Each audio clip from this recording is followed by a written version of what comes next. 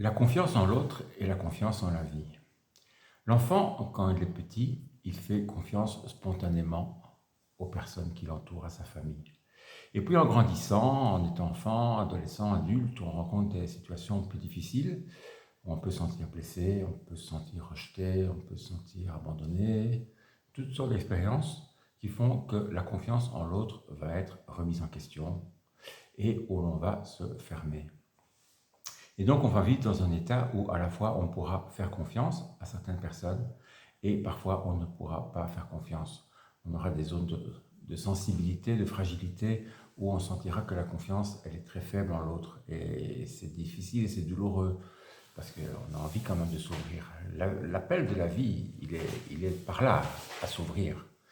Parce que ce qui se passe, c'est quand on se ferme à l'autre, ben spontanément aussi, on se ferme à la vie, malheureusement.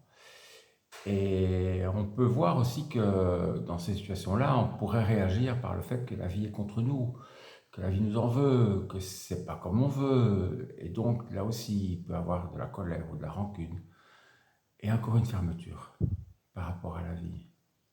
Et en fait, l'appel, c'est de revenir dans cet état que connaissait l'enfant, mais dont il n'était pas conscient, de refaire confiance dans le vivant en nous.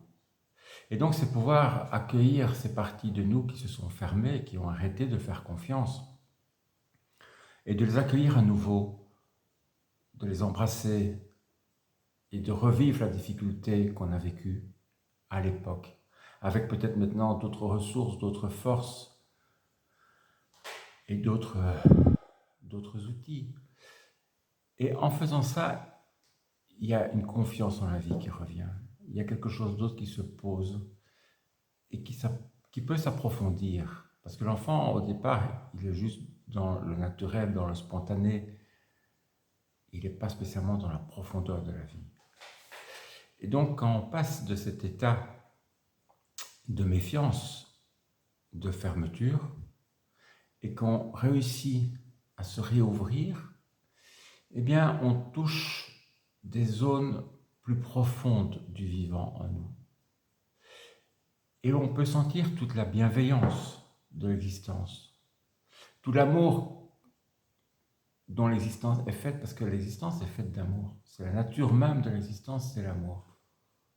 La matière subtile dans laquelle tout baigne, c'est l'énergie d'amour, c'est la fréquence d'amour. Et donc, de pouvoir se réouvrir à cette dimension d'amour, de bienveillance, et de se laisser porter par la vie en nous, par le vivant. C'est un beau voyage.